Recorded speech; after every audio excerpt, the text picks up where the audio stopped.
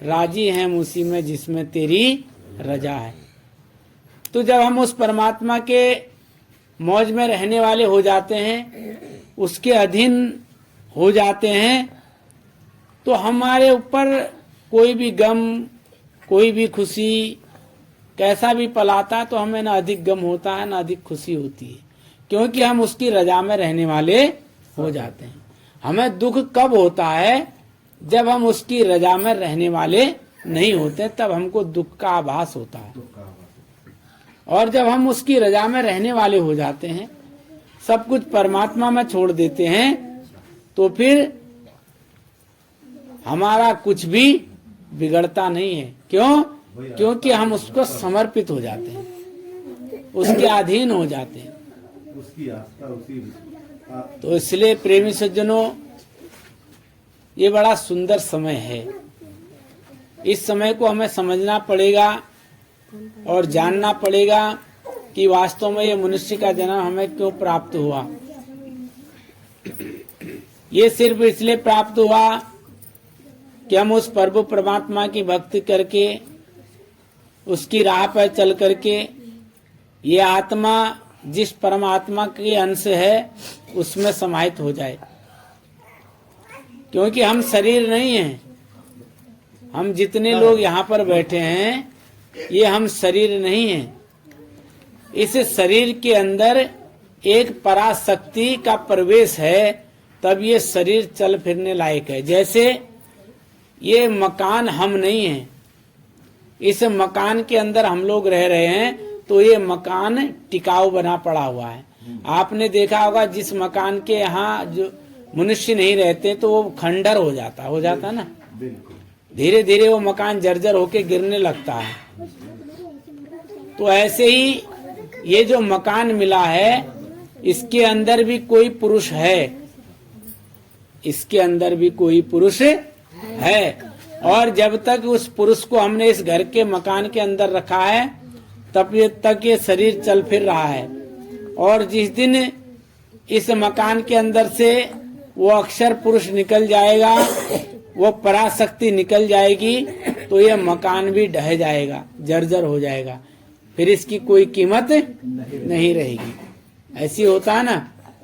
तो इसलिए हमको क्या करना है? इस पराशक्ति को जानना है। यह पराशक्ति क्या है? दरअसल में हम जान नहीं पाते हैं कि ये जो पराशक्ति है इसको क्या कहा, ये जो आत्मा है ये क्या है। परमात्मा को जानने के लिए हमें किसी भगवान को खोजने की आवश्यकता नहीं। परमात्मा को खोजने के लिए, परमात्मा को जानने के लिए हमको केवल अपने आप को जानना है। और हम क्या हैं ये हमको समझना है।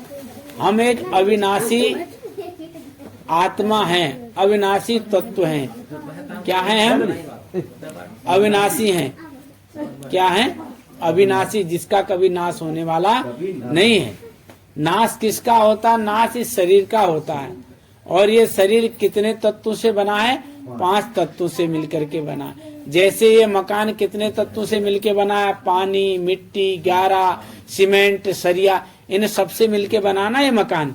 और ये क्या होगा? जिस दिन ये टूटेगा तो पानी पानी में, मिट्टी मिट्टी में, लोहा लोहे में, ये अपना अपना अंश अपने अपने में चले जाएंगे।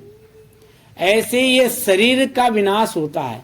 इसके अंदर जो बोलने वाली ये शक्ति है, इसके अंदर जो ये पावर है, इसका विनाश नहीं होता। विनाश इस शरीर का होता है। कल एक फोन हमारे पास आया था गुजरात से। उन्होंने पूछा, भैया जी आप ये बताइए कि आत्मा को कैसे जाना जाए और ये आत्मा है क्या? परमात्मा को हम कैसे जाने? क्या परमात्मा और आत्मा में कोई भेद है या अलग अलग है? हम पूरे जीवन भर भक्ति करते रहते हैं, बड़े बड़े मंत्रों का जाप करते रहते हैं, खूब लंबे चौड़े मंत्र पढ़ते हैं। देखो ये हमारी एक भूल है। इन मंत्रों में परमात्मा नहीं है। और पहली बात ये बता दे कि आत्मा और परमात्मा 2 चीज नहीं है। आजकल रोज इसी विषय पर जो भी फोन आ रहे हैं, इसी विषय पर आते हैं। क्योंकि आत्मा और परमात्मा दो चीज नहीं है। आत्मा और परमात्मा एक ही चीज है। क्यों? क्योंकि परमात्मा का कभी विखंडन नहीं होता, उसके टुकड़े नहीं हो सकते। इसलिए परमात्मा से कोई टुकड़ा होकर के यहाँ नहीं आया इस धराधाम पे, क्योंकि परमात्मा पूर्ण है। ये भेद आज तक बताया नहीं गया, जनाया नहीं गया। आज हम समझते हैं आत्मा दूसरी चीज है, परमात्मा दूसरी चीज है। नहीं है। जैसे आपने ये चीज अलग है कि इस शरीर में आकर के वो आत्मा जीव कहलाई। इस शरीर में वो जब आत्मा आ गई तो क्या कहलाई? जीव कहलाई। क्योंकि जो परमात्मा से निकली थी, परमात्मा क्या है? वो परम आत्मा, वो भी आत्मा है जहाँ से हमारी ये आत्मा आई है, हम आए हैं। लेकिन उसके आगे परम शक्ति है, परम तत्व लगा हुआ है। और हम यहाँ आकर के परम हमसे हट गया, केवल आत्मा आत्मा रह गए। तो हम इस आत्मा को कैसे जानेंगे? इस आत्मा को जानने के लिए हमें सदगुरु के पास जाना पड़ेगा, है ना। सदगुरु के पास जाकर के अपने आप को जानना पड़ेगा कि ये जो हमारे अंदर जो पावर है, जो ये हम चल फिर रहे हैं, ये कौन सी ऐसी पराशक्ति है। इसका भेद हमको सदगुरु बता देते हैं।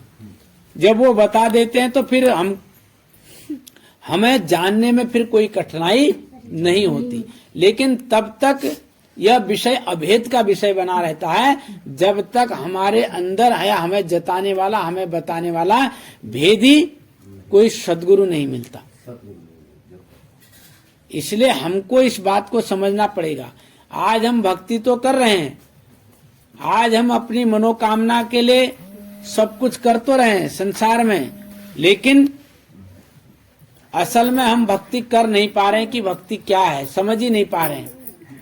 भक्ति कोई बहुत बड़ा आडंबर नहीं, बहुत बड़ा हमको शंख घंटी बांसुरी बजाने की जरूरत नहीं, तीर्थ वर्तु में जाने की जरूरत नहीं, हवन पूजा यज्ञ करने की जरूरत नहीं।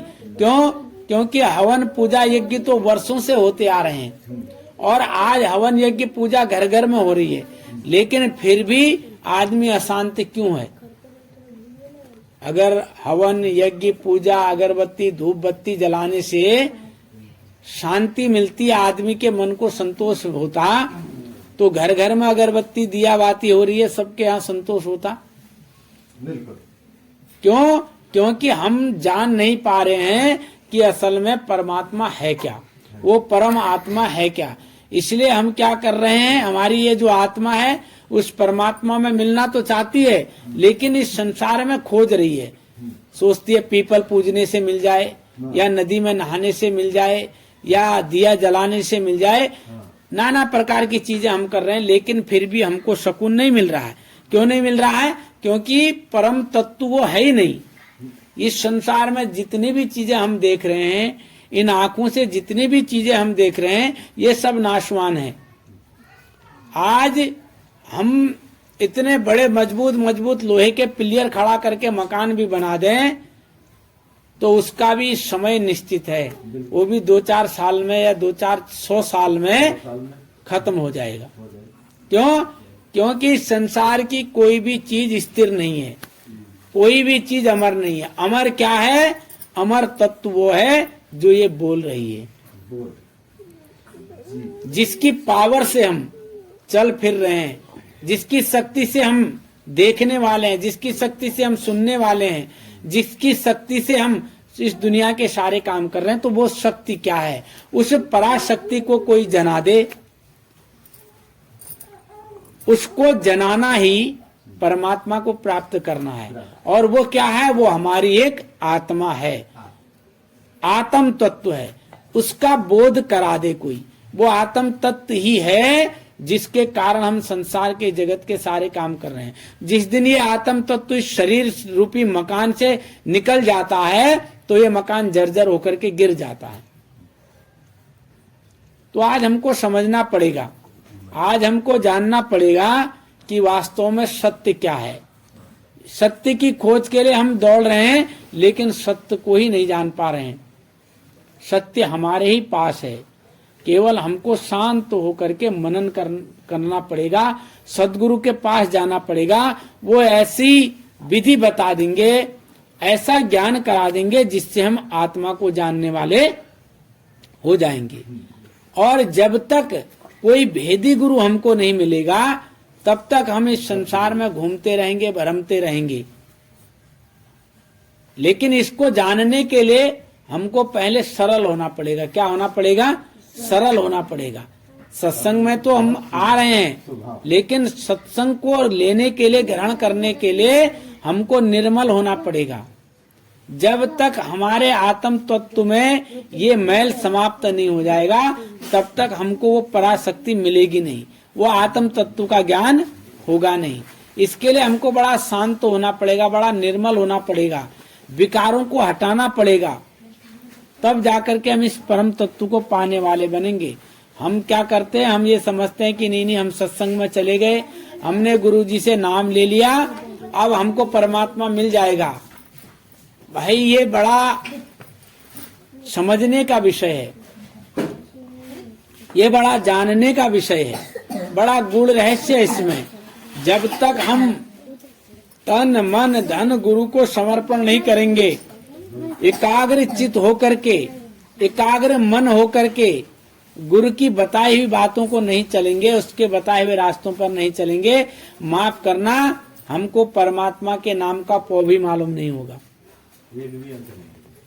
क्यों? क्योंकि हम अभी अंधकार में हैं, अभी हम संस्कार में ही, संसार के संस्कार से ही जुड़े हुए हैं। जिस दिन संसार के संस्कार खत्म करने वाले हो जाएंगे तो हम उस कलाकार को पाने वाले हो जाएंगे जिसकी कलाकारी ने पूरी दुनिया रची है। कहा कि कामिल काम कमाल किया, तने ख्याल में खेल बना दिया। उस परमात्मा ने, कामिल कहा उस परमात्मा को, कहा कि कामिल काम कमाल किया, तने ख्याल में खेल बनाए दिया। जल बूंद को लेकर देह रची, सुर मानव दानव जीव जुदा। इन मुकाम में एक आप मुकान बनाए दिया। कामिल काम कमाल किया, तने ख्याल में खेल बनाए दिया। उस परमात्मा ने कहा कितनी गजब की रचना रची, इतने जीव बना दिए, इतने चराचर इस पूरे धराधाम पर, और इन सब के अंदर अपना एक मुकाम बना दिया, अपना एक अंश डाल दिया, अपनी एक सूरत बिठा दी, जिससे हम सब लोग चलायमान हैं। तो इसलिए हमको जानना पड़ेगा कि ये पावर क्या है, ये शक्ति क्या है। तब जब हम इस शक्ति को जानने वाले हो जाएंगे तब हमारे हर काम सफल होने लगेंगे। फिर हमको मुहूर्त ढूंढने की जरूरत नहीं, हमारे हर काम सफलता की ओर बढ़ते चले जाएंगे, शुभ होते चले जाएंगे। आज हम समझते हैं कि परमात्मा की भक्ति कर लें, सत्संग कर लें, अच्छी बात है, करना चाहिए। जिस घर में सत्संग होता है उस घर की कई बाधाओं का हरण हो जाता है, सद्बुद्धि आती है, हमारे कई कर्म कट जाते हैं संतों के आकर के सत्संग करने से। लेकिन हमको कर्म करना पड़ेगा। केवल सुनने मात्र से परमात्मा मिलने वाला नहीं, केवल बोलने मात्र से परमात्मा मिलने वाला नहीं। उसको पाने के लिए हमको ऐसी लगन लगानी पड़ेगी, त्याग करना पड़ेगा, धैर्य रखना पड़ेगा, परमात्मा से प्रेम करने वाला बनना पड़ेगा, तब हम उस परमात्मा को पाने वाले बनेंगे। और जब तक ऐसा नहीं होता है तो प्रेमी सज्जनों, तब तक हम केवल क्या कर रहे हैं, संसार में दिखावे की भक्ति कर रहे हैं। कहा मन कहीं तन कहीं, मन ठिकाने नहीं, ऐसे आने और जाने से क्या फायदा। मैल मन का तो धोया नहीं, गंगा जमुना नहाने से क्या फायदा। हम बैठे तो यहाँ हैं और मन हमारा घर पर लगा है, मतलब केवल शरीर बैठा है और बुद्धि मन चित्त ये जो भी हमारे हैं ये कहीं दूर और कहीं लगा हुआ है। तो सत्संग में जो बताया जाएगा वो भी समझ में नहीं आएगा कि भैया जी ने क्या बताया, क्योंकि ध्यान तो हमारा है ही नहीं, सूरत कहीं और लगी हुई है। ऐसा ही होता ना, जब सूरत कहीं और लगी होगी तो यहाँ की बात समझ में ही नहीं आएगी क्या? नहीं आएगी। जब एकाग्र चित्त होकर के हम भैया जी की वाणी को सुनेंगे, सदगुरु की वाणी को सुनेंगे, तो तब वो उनकी वाणी, उनकी आवाज, उनके शब्द हमारे वो एकदम कंठस्थ हो जाएंगे, हमारे मस्तिष्क में एकदम बैठ जाएंगे। और जब तक हम ऐसा नहीं करेंगे तब तक कुछ भी समझ में नहीं आएगा। तो इसलिए प्रेमी सज्जनों, समझना है, कि जीवन क्या है और जीवन में हमें क्या प्राप्त करना है, सत्संग क्यों करना है, सत्संग क्या है, जब तक हम इन बातों को समझेंगे नहीं और इस पर अमल करेंगे नहीं, तब तक कुछ भी लाभ होने वाला नहीं है। क्यों? होगा क्या लाभ? नहीं होने वाला है। क्यों भैया जी? नहीं होने वाला ना। तो इसलिए हमको क्या करना पड़ेगा? उस परमात्मा के गुरु के बताए हुए रास्ते पर जाना पड़ेगा, चलना पड़ेगा। कहा,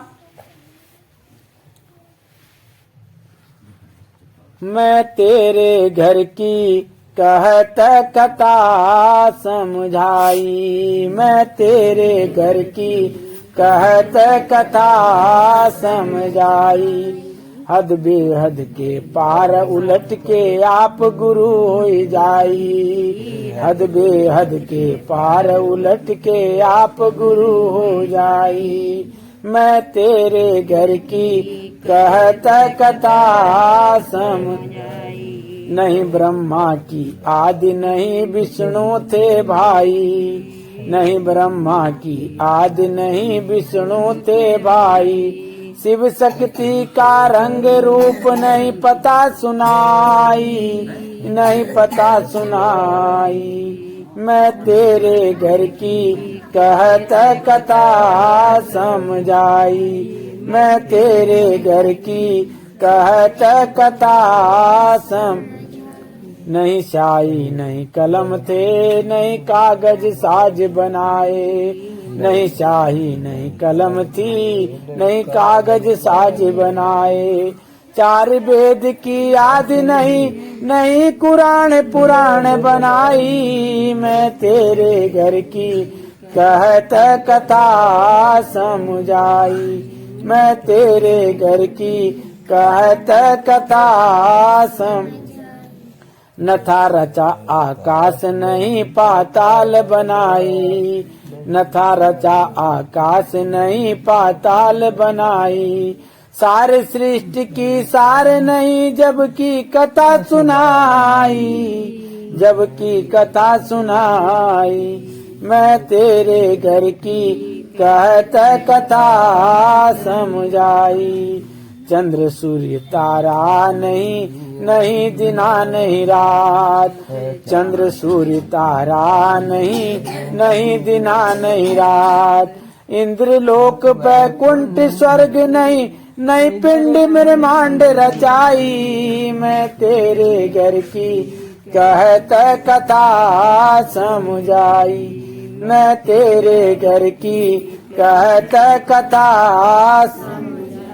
न थे राम रहीम न 10 अवतार धराई, न थे राम रहीम न 10 अवतार धराई, निराकार नहीं ज्योति नाम नहीं रूप काई, मैं तेरे घर की कहत कथा समझाई, मैं तेरे घर की कहत कथा।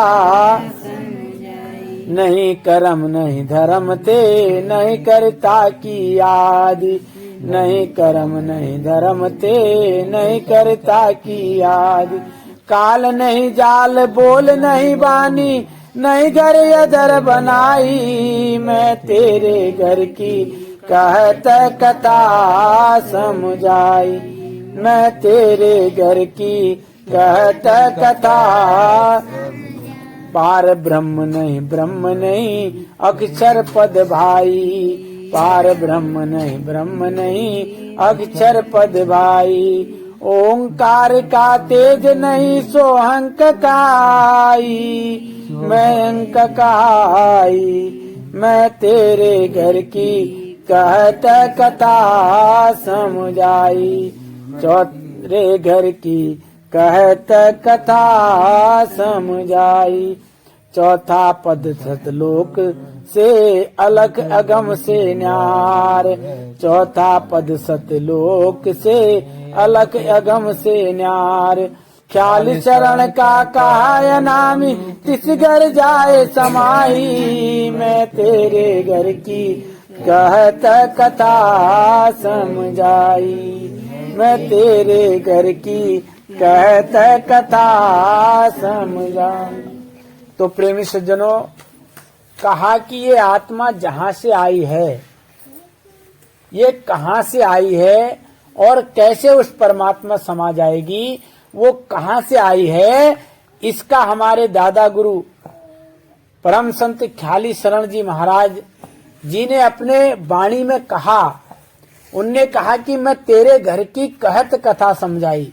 हे प्राणी, हे जीव, हे आत्म तत्व, आप कहां से आए, मैं इस बारे में आपको बताता हूं कि मैं तेरे घर की, यानी कि जिस घर से आप आए हो, जहां के आप अंश हैं, मैं वहां का आपको भेद बताता हूं।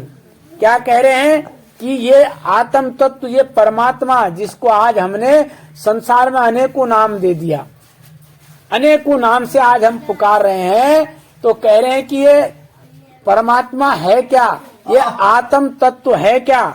कहा कि मैं उस बात को आपको बता रहा हूँ, समझा रहा हूँ। ये दादा गुरु हमारे ख्याली शरण जी महाराज कह रहे हैं कि मैं तेरे घर की कहत कथा समझाई, मैं तुम्हारे घर की, जहाँ से तुम आए हो वहाँ का भेद तुम्हें बता रहा हूँ। क्या कि हद बेहद के पार उलट के आप गुरु हो जाई। यहाँ कहा कि संसार में ना कोई गुरु ना कोई चेला, सब में खेला पुरुष अकेला। इस संसार में आज गुरु गुरु करके होड़ लगी पड़ी है, असल में यहाँ कोई गुरु नहीं है। क्यों? क्योंकि ये आत्मा सब में विद्यमान है। हाँ, और जो गुरु है वो क्या है, वही परमात्मा, वही शब्द गुरु है। लेकिन क्या वो शब्द जिस देह में प्रकट हो जाए उसको हम पूजने लगते हैं, वो पूजनीय हो जाता है। इसलिए वो कह रहे हैं हद बेहद के पार उलट के आप गुरु हो जाए, आप भी परमात्मा हो जाओगे। गुरु हो जाओगे का मतलब है कि आप स्वयं परमात्मा हो जाओगे। हद बेहद के पार उलट के, आज हम एक हद, हमारे यहाँ कोई भी काम करने का या हमारे घर मकान की एक हद होती है ना, हमारी हद के बाद फिर दूसरे का मकान शुरू हो जाता है। तो बोला इस संसार में भी हम जितनी भक्ति कर रहे हैं उनकी एक हद है, वो एक दायरे में है। चाहे हम किसी भी देवी देवता की भक्ति कर रहे हैं या कोई सी भी भक्ति कर रहे हैं, अगर हम दायरे की भक्ति कर रहे हैं, हक की भक्ति कर रहे हैं, हद में रह करके भक्ति कर रहे हैं, तो माफ करना बोला कि न ये हद और बेहद, इससे भी दूर जाना है हमको। इनके पार जाकर के हम पलटेंगे, जब हद बेहद से पलट जाएंगे, बेहद में समाने वाले हो जाएंगे, तो हम स्वयं परमात्मा हो जाएंगे, स्वयं गुरु हो जाएंगे। तो इसलिए कहा, आगे कह रहे नहीं ब्रह्मा की आज नहीं विष्णु थे भाई, शिव शक्ति का रंग रूप नहीं कथा सुनाई। ये जो परमात्मा है, ये जो आत्म तत्व है, ये कब से है कहा, वो परमात्मा कब से है कहा, इस सृष्टि से भी पहले है कहा। जब क्या नहीं थे, ब्रह्मा नहीं थे, विष्णु नहीं थे, शिव नहीं थे, शक्ति नहीं थी, इनका कोई रूप रंग भी नहीं था। आज तो हमने इनका रूप रंग दे दिया, कृष्ण काले, राम गोरे, शंकर भगवान सांवले, नीलकंठ के, ये हमने जितने रूप रंग दिए, ब्रह्मा विष्णु महेश गणेश शंकर पार्वती, जितने भी 10 अवतार भी हैं, ये कब बने, ये सृष्टि को बनने के बाद बने। और वो कहा कि सृष्टि से पहले था, वो परमात्मा सृष्टि से पहले था और रहेगा भी। और उस समय आज जो हमको किताबों में लिख लिख के बता रहे हैं कि परमात्मा ऐसा है, परमात्मा ऐसा था, तो उस समय तो कापी किताब भी नहीं थे। कापी किताब कलम दवात कब बनी, जब ये पृथ्वी रची गई, ये 3 लोक रचे गए, तभी तो बना। लेकिन वो परमात्मा तो इससे पहले भी था, फिर वो उसमें कैसे लिखते होंगे उसके बारे में। तो उस भेद को हमको समझना पड़ेगा। आज हमको बताने वाले कोई नहीं, आज हमको संसार के मंत्र थमा दिए जा रहे हैं। लो भाई तुम इतने नाम जपना, तुम सोहंग जपना, तुम सत्य नाम जपना। नहीं, जपना कुछ भी नहीं है। जैसे अभी आप लोगों की सुरती हमारी आवाज में लगी है, ऐसे ही इस सूरत को परमात्मा से जोड़ देगा सदगुरु। तो हमारी सूरत जब उससे कनेक्ट हो जाएगी तो जपने का विषय अपने आप खत्म हो जाएगा। क्यों? और जब तक हम जपते रहेंगे, हम कुछ भी जपें वो वाणी का विषय होगा। भाई वो औवा कौखो ABCD से मिलकर के बना शब्द होगा। माना हम सतनाम सतनाम सतनाम बोले तो सतनाम तो 100 और तो और ना और माँ से मिलके बना ना, और ये अक्षर तो तब बने जब ये संसार बना।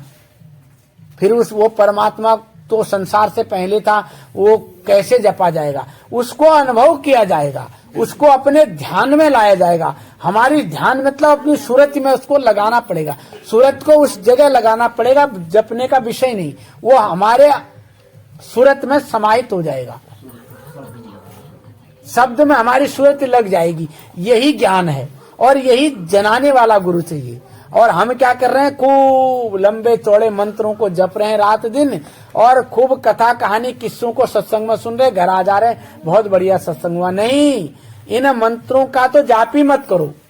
ये मंत्र जब गुरु देते हैं तो ये संसार के नाम को छुड़ाने के लिए देते हैं, लेकिन असल में इन मंत्रों से परमात्मा को हम पा ही नहीं सकते। इस मंत्रों से हम संसार की कोई चीज प्रकट कर लें, किसी को हासिल कर लें, कोई सिद्धि रिद्धियां हम प्रकट कर सकते हैं, वरना परमात्मा को हम प्रकट नहीं कर सकते। तो इसलिए कह रहे हैं कि भाई कि वहाँ 4 वेद भी नहीं थे, कुरान नहीं था, पुराण नहीं था, और ये आकाश नहीं था, पाताल नहीं था, तो वो फिर परमात्मा कहाँ रहता होगा, कैसे रहता होगा? इस भेद को हमको समझना पड़ेगा। और यही बताने के लिए संत धराधाम पर आते हैं। वो हमको मंत्रों को थमा करके संसार में गुमराह करने नहीं आते। लेकिन प्रेमी सज्जनों, हमें किसी गुरु की बुराई नहीं करनी है। एक बात ध्यान रखिए, हमें जिस गुरु से जितना ज्ञान मिला उसके लिए उसको धन्यवाद देना चाहिए कि हमें कम से कम इतना ज्ञान तो आपसे मिला, और आप ही के ज्ञान को समझ करके हम आगे बढ़ने वाले बने। इसलिए वो बुराई के विषय नहीं, इसलिए वो धन्यवाद के पात्र हैं, आदरणीय है, सम्मानीय है। और हमारा कोई अधिकार भी नहीं होना चाहिए कि हम किसी गुरु के बारे में कुछ भी बोले। नहीं, बोलता वो व्यक्ति है जिसको ज्ञान नहीं होता, वो अपने आप को जनाने की कोशिश करता है। इसलिए बिल्कुल सबका सम्मान करो, सब आदरणीय है, लेकिन कहा कि कैसा होना चाहिए? सार सार को गहे रहे और थोता दे उड़ाए। सार वस्तु को ग्रहण कर लो और जो असार वस्तु है उसे फेंक दो, उससे क्या मतलब है हमें?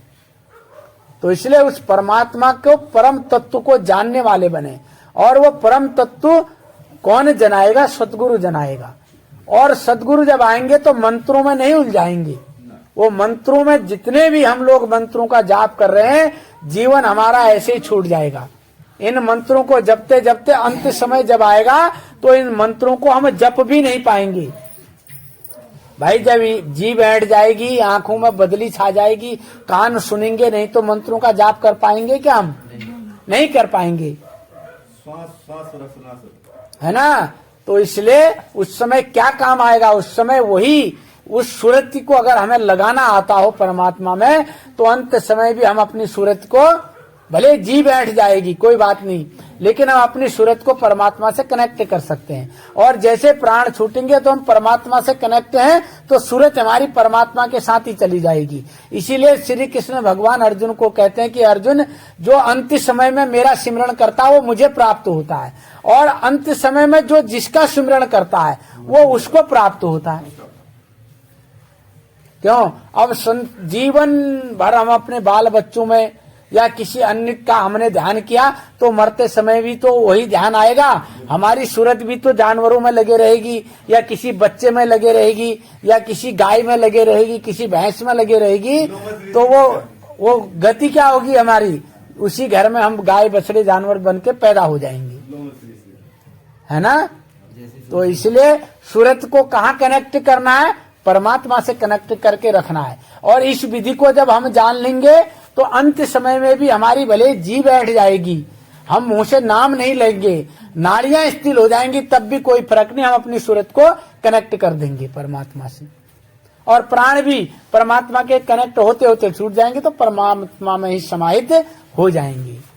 बस इतनी सी बात समझनी है। और इसी बात के लिए पूरी दुनिया ने आडंबर रच रखा है, न जाने कैसा कैसा माहौल बना के रखा है, कैसे कैसे मंत्रों का जाप करवा रहे हैं।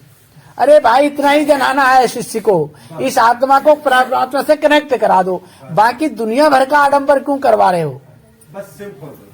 बस इतनी सी बात जरा सी समझो तो मुक्ति, वरना 84।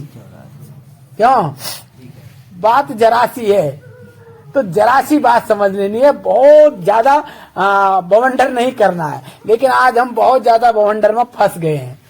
क्यों, थोड़ी सी बात है उसको समझ लो, बस हो गया। आदमी कहता मुझे मुक्त होना, मुक्ति चाहिए, पता ही नहीं है कि मुक्ति कहते किसको है। मुक्ति बहुत छोटी चीज है भाई। मुक्ति किसको चाहिए, मुक्त कौन होता है हमको पता ही नहीं है।